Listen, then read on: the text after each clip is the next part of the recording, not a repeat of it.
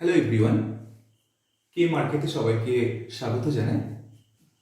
আগের দিন তোমাদেরকে একটা ভিডিও দিয়েছিলাম তড়িৎ প্রবাহ এবং রাসায়নিক বিক্রিয়া এর উপর।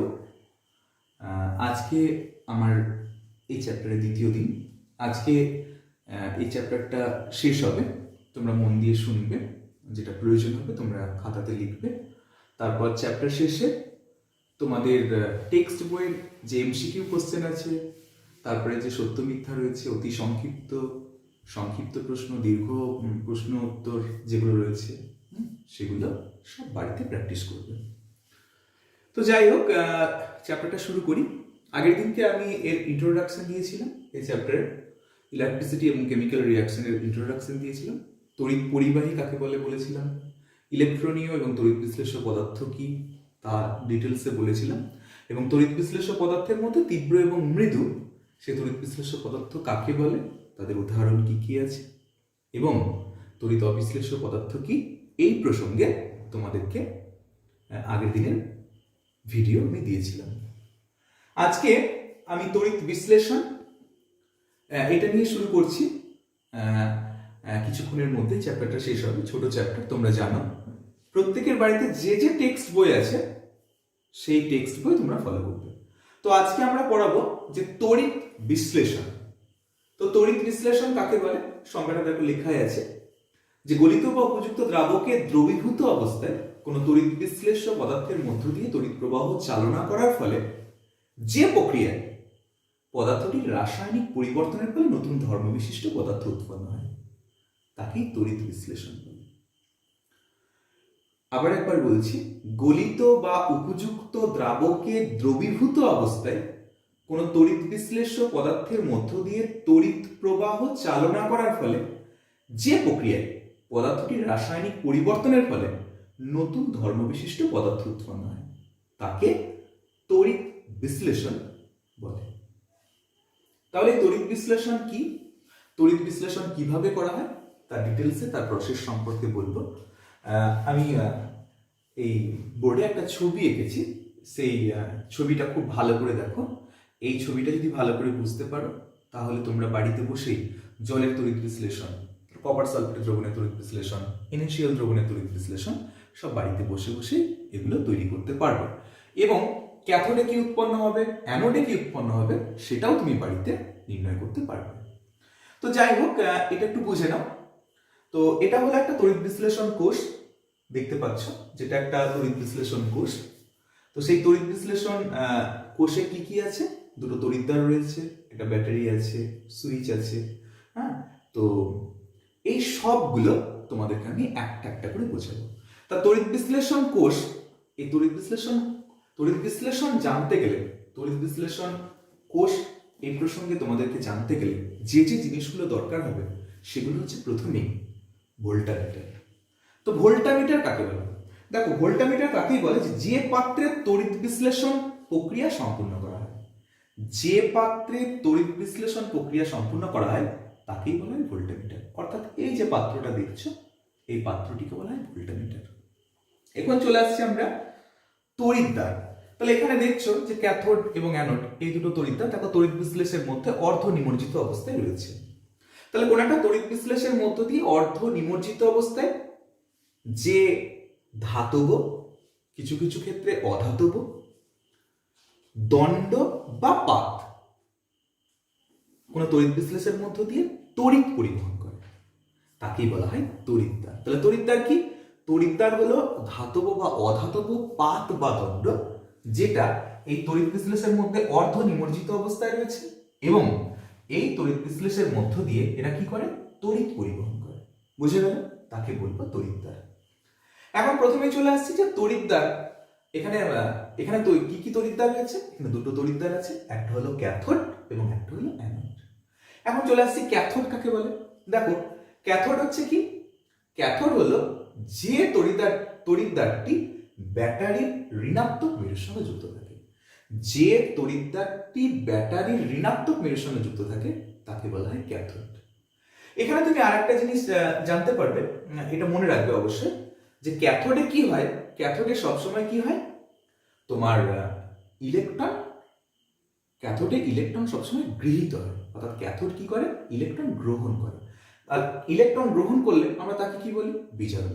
তাহলে মনে রাখবে যে ক্যাথোডে সবসময় কি হয়, বিজারণ হয়। ক্যাথোডে কি হয়, সবসময় বিজারণ হয়।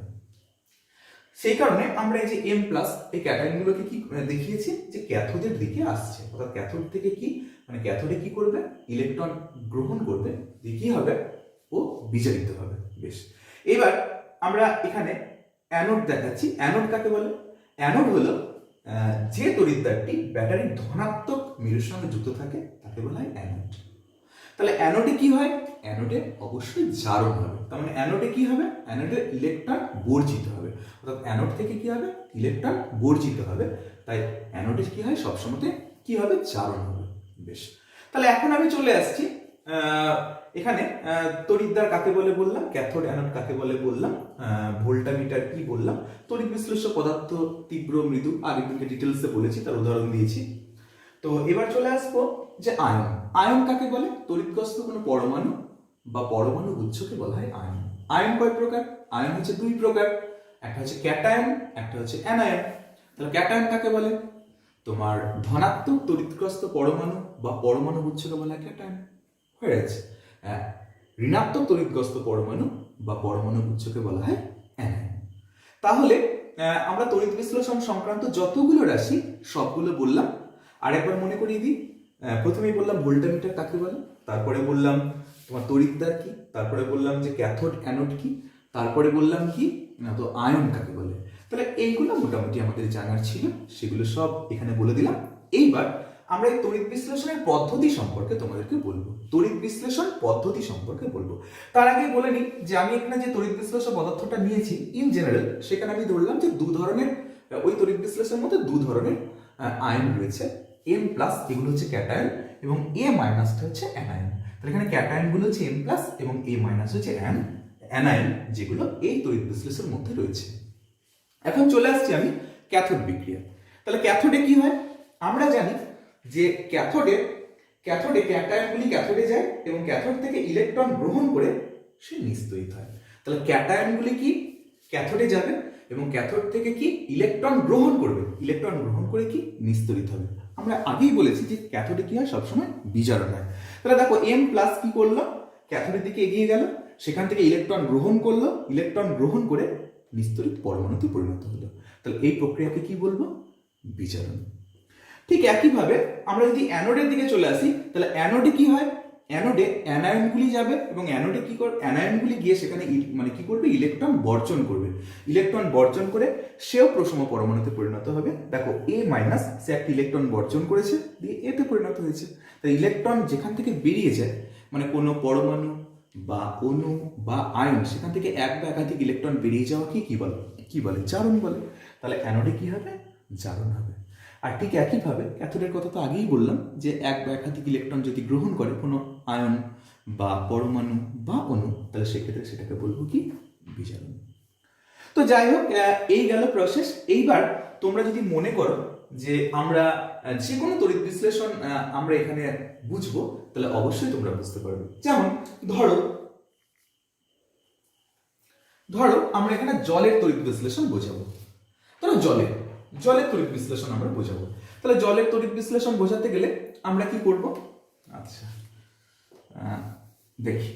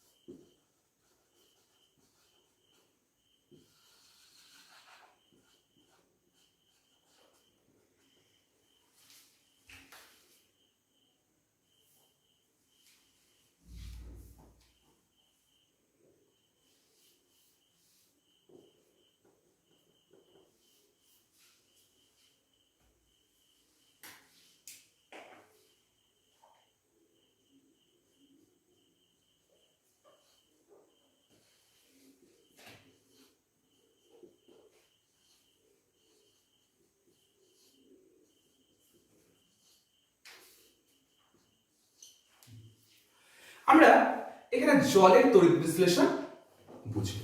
তাহলে ধরে নিলাম যে জলের তড়িৎ বিশ্লেষণ আমরা করব এবং ক্যাথোডে অ্যানোডে কোথায় কি হচ্ছে, কোথায় কি উৎপন্ন হচ্ছে সে সম্পর্কে ডিটেলস আমরা জানি। তাহলে প্রথমে আমি এখানে যে ইন জেনারেল এম প্লাস এবং এ মাইনাস দিয়েছিলাম, তাহলে সেটাকে আমি একটু চেঞ্জ করলাম। হ্যাঁ, প্রথমে এখন বলে নিই যে জল, বিশুদ্ধ জল কিন্তু খুব অল্প পরিমাণে বিয়োজিত হয়। বিশুদ্ধ জলের মধ্যে H প্লাস এবং OH মাইনাস আয়ন খুব অল্প পরিমাণে বিয়োজিত অবস্থায় থাকে। তাই জলের তড়িৎ বিশ্লেষণ করতে গেলে প্রথমেই যেটা করতে হবে তোমাকে, সেটা হলো জলের সামান্য পরিমাণ H2SO4 অর্থাৎ লঘু অ্যাসিড তোমাকে যোগ করতে হবে, মানে সামান্য পরিমাণ অ্যাসিড তোমাকে যোগ করতে হবে। অ্যাসিড মিশ্রিত জল কি হবে, প্রায় সম্পূর্ণরূপে বিয়োজিত হয়ে H প্লাস এবং OH মাইনাস আয়ন উৎপন্ন করবে। অর্থাৎ সেখানে কি হবে, তড়িৎ বিশ্লেষণটা ভালো হবে। তাহলে এখানে তড়িৎ বিশ্লেষণ রূপে কি ব্যবহার করা হয়, অ্যাসিড মিশ্রিত জল। তড়িৎদ্বার রূপে কি ব্যবহার করবে, জলের তড়িৎ বিশ্লেষণের ক্ষেত্রে তড়িৎদ্বার রূপে অবশ্যই প্লাটিনামের তড়িৎদ্বার ব্যবহার করা হয়, অর্থাৎ প্লাটিনাম নির্মিত ক্যাথোড এবং প্লাটিনাম নির্মিত অ্যানোড এখানে ব্যবহার করা হয়। আচ্ছা, এখানে কি ধরনের আমরা আচ্ছা, এখানে যে ব্যাটারির কথা আগে একবার বলেছি, তবু একবার বলে নিই যে এই তড়িৎ বিশ্লেষণ কিন্তু এসি কারেন্ট, মানে বাড়িতে যে কারেন্ট তোমরা ব্যবহার করছো সেই কারেন্টে কিন্তু হয় না, এটা ডিসি কারেন্ট এই সবসময় তড়িৎ বিশ্লেষণ হয়। অর্থাৎ বাড়িতে যে 12 ভোল্ট ব্যাটারি রয়েছে, সেই ব্যাটারি তুমি যদি ক্লিপের সাহায্যে এঁটে দাও, যে কোনো গাড়িতে বা স্কুটারে বা বাসে যে ব্যাটারি মানে থাকে আর কি, সেই ব্যাটারি হলো ডিসি কারেন্ট। সেই ডিসি কারেন্ট যদি দাও, মোটামুটি 12 ভোল্ট ব্যাটারি দিলে মোটামুটি তড়িৎ বিশ্লেষণ প্রক্রিয়া সম্পূর্ণ করা যাবে। এই গেল মোটামুটি এসব ব্যাপার। হ্যাঁ, তাপমাত্রা বলতে মোটামুটি রুম টেম্পারেচারই হয়, তাপমাত্রা সেরকম কোনো বাইন্ডিংস কিছু নেই। তো এইবার আমরা ক্যাথোড এবং অ্যানোড বিক্রিয়া সম্পর্কে বলবো। তাহলে এখানে ক্যাটায়ন রূপে কি কি রয়েছে, H প্লাস, এবং অ্যানায়ন রূপে কি রয়েছে, OH মাইনাস। তাহলে আমরা কি দেখব, যে ক্যাথোডে ক্যাটায়ন আসবে, তো ক্যাথোডে ক্যাটায়ন এলো, ক্যাটায়ন কি আছে, H প্লাস। তা ক্যাথোডে কি হয়, ক্যাথোডে বিজারণ হয়, অর্থাৎ ইলেকট্রন গৃহীত হবে। তাহলে H প্লাস কি করলো, একটি ইলেকট্রন গ্রহণ করলো। তাহলে জলের ক্ষেত্রে, জলের তড়িৎ বিশ্লেষণের ক্ষেত্রে ক্যাটায়ন রূপে কি, জলের মধ্যে H প্লাস এবং OH মাইনাস, জলের তড়িৎ বিশ্লেষণের ক্ষেত্রে কি আয়ন রূপে H প্লাস এবং OH মাইনাস আয়ন রয়েছে। তাহলে এদের মধ্যে ক্যাটায়ন কোনগুলো, H প্লাস আয়ন। তাহলে সেই H প্লাস আয়ন কি করলো, একটি ইলেকট্রন গ্রহণ করলো, দিয়ে হাইড্রোজেন পরমাণুতে পরিণত হলো। তাহলে এই প্রক্রিয়াকে বলছি বিজারণ। এখন দুটো হাইড্রোজেন পরমাণু পাশাপাশি ধরো এলো, তাহলে কি হবে, হাইড্রোজেন গ্যাস হবে। তাহলে এখানে ক্যাথোডে আমরা কি দেখতে পাচ্ছি, হাইড্রোজেন গ্যাস মুক্ত হচ্ছে। তাহলে ক্যাথোডে কি হবে, হাইড্রোজেন গ্যাস মুক্ত হবে। এবার চলে আসছি আমি অ্যানোড বিক্রিয়া।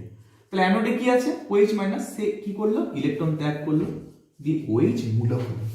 একাধিক OH মূলক পরস্পর যুক্ত হয়ে কি করবে, জল এবং অক্সিজেন গ্যাস উৎপন্ন করবে। চারটে OH মূলক নিলাম, তো চারটে OH মূলক নিয়ে সেখানে 2 অণু জল হলো এবং এখনো ওয়াটার তৈরি হলো। তাহলে এই যে অক্সিজেন গ্যাস, তাহলে অক্সিজেন গ্যাস অর্থাৎ অ্যানোডে কি হয়েছে, ফার্স্ট জারণ হলো, 2 OH মূলক হলো এবং চারটে OH মূলক যুক্ত হয়ে 2 অণু জল এবং অক্সিজেন তৈরি হলো। তাহলে এই যে অক্সিজেন, সেই অক্সিজেন গ্যাস কোথায় মুক্ত হলো, অ্যানোডে। এখন তোমাকে যদি বলা হয় যে জলের তড়িৎ বিশ্লেষণ করা হলো, তাহলে ক্যাথোড এবং অ্যানোডে কি উৎপন্ন হবে, এখন তুমি বলতে পারবে জলের তড়িৎ বিশ্লেষণে ক্যাথোডে কি হবে, হাইড্রোজেন গ্যাস মুক্ত হবে এবং অ্যানোডে অক্সিজেন গ্যাস মুক্ত হবে। এখানে একটা কথা বলে নিই যে সবসময় যে গ্যাস মুক্ত হবে এমন কোনো কথা নাই। যে কোনো তড়িৎ বিশ্লেষণের ক্ষেত্রে কি হবে না, তো তড়িৎদ্বারে কোনো পদার্থ সঞ্চিত হতে পারে, অর্থাৎ তড়িৎদ্বারে কোনো পদার্থ মুক্ত হতে পারে এবং তড়িৎদ্বারে গায়ে লেগে থাকতে পারে, তো সেখানেই সঞ্চিত হতে পারে। অথবা সেটা যদি গ্যাসীয় পদার্থ হয়, তাহলে তড়িৎ বিশ্লেষণ করতে কোষ থেকে বাইরে বেরিয়ে আসবে। তাহলে এক্ষেত্রে যেহেতু হাইড্রোজেন এবং অক্সিজেন উভয়ই গ্যাসীয় পদার্থ, তাই এক্ষেত্রে দুটোই কি হয়েছে, মুক্ত হয়েছে। তাই জলের তড়িৎ বিশ্লেষণ করলে কি হবে, ক্যাথোড এবং অ্যানোডের গা দিয়ে সবসময় কি হবে, ভুরভুর করে গ্যাস বেরোবে, সেটা কি হাইড্রোজেন এবং অক্সিজেন গ্যাস। এই গেল মোটামুটি তড়িৎ বিশ্লেষণ প্রক্রিয়া। এখন তোমাদেরকে আমি এরপরে একটা জিনিস বলবো, তাকে বলা হয় তড়িৎ লেপন বা ইলেকট্রোপ্লেটিং।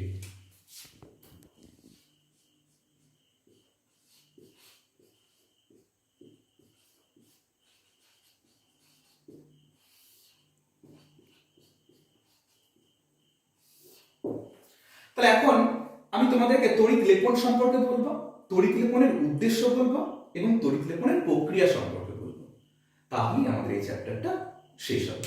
তাহলে প্রথমেই চলে আসি তড়িৎ লেপন বা ইলেকট্রোপ্লেটিং।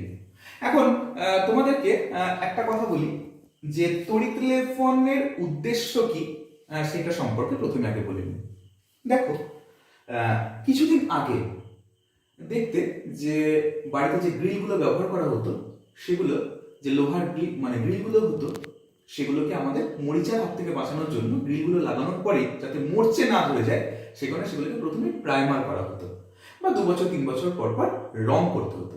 কিন্তু এখন দেখবে যে গ্রিলগুলো বাজারে এসেছে বা যে শাটারগুলো এসেছে ওগুলো দেখবে সাদা কালারের, বলেছে গ্যালভানাইজড, অর্থাৎ ওগুলোকে কি করা আছে, তোমার ইলেকট্রোপ্লেটিং অর্থাৎ তড়িৎ লেপন করা রয়েছে। ওগুলো তুমি যদি 2-3 বছর এমনিতেই রেখে দাও তাহলে কি হবে, ওখানে তোমার রং বা প্রাইমার কিছু দেওয়ার দরকার নেই। তার কারণ ওগুলো কি ইলেকট্রোপ্লেটিং করা রয়েছে, অর্থাৎ জলবায়ুর হাত থেকে কি করে, রক্ষা করে। ধাতু বা ধাতু সংকরের সৌন্দর্য বৃদ্ধি করে, তারপর মরিচার হাত থেকে রক্ষা করে, বা কোনো রাসায়নিক ক্রিয়া সেখানে কি করে, সেখানের হাত থেকেও ধাতুকে বা ধাতু সংকরকে রক্ষা করে। তাহলে তড়িৎ লেপনের উদ্দেশ্য হচ্ছে ধাতু বা ধাতু সংকরের সৌন্দর্য বৃদ্ধি করা, তার স্থায়িত্ব বৃদ্ধি করা, জলবায়ুর হাত থেকে রক্ষা করা ওই ধাতু বা ধাতু সংকরকে, অর্থাৎ তাদের ক্ষয় রোধ করা, মরিচার হাত থেকে রক্ষা করা, এবং কোনো রাসায়নিক বিক্রিয়া তার মধ্যে যেন না হয়ে যায় যার ফলে ওটা ক্ষয়ে যাবে বা খারাপ হয়ে যাবে, সেখান থেকে ওটাকে রক্ষা করে। তা সেই কারণে আমরা তড়িৎ লেপন সম্পর্কে পড়াবো। তো প্রথমেই সংজ্ঞাতে বলি যে তড়িৎ লেপন কাকে বলে। তড়িৎ বিশ্লেষণ প্রক্রিয়ায় রাসায়নিকভাবে অধিক সক্রিয় কোনো ধাতু বা ধাতু সংকরের উপর অপেক্ষাকৃত কম সক্রিয় ধাতুর প্রলেপ দেওয়ার প্রক্রিয়াকেই বলা হয় তড়িৎ লেপন। আবার একবার বলছি যে তড়িৎ বিশ্লেষণ প্রক্রিয়ায় রাসায়নিকভাবে অধিক সক্রিয় কোনো ধাতু বা ধাতু সংকরের উপর অপেক্ষাকৃত কম সক্রিয় ধাতুর প্রলেপ দেওয়ার পদ্ধতিকেই তড়িৎ লেপন বা ইলেকট্রোপ্লেটিং বলা হয়। প্রক্রিয়া কি, এখানে মানে কিভাবে এই প্রক্রিয়া সম্পন্ন করা হয়। এই যে তড়িৎ বিশ্লেষণ সম্পর্কে তোমরা পড়েছো, এই তড়িৎ বিশ্লেষণ সম্পর্কে তোমরা জানতে পারবে যে বস্তুর উপর প্রলেপ দেওয়া হবে তাকে ক্যাথোড রূপে ব্যবহার করা হয়।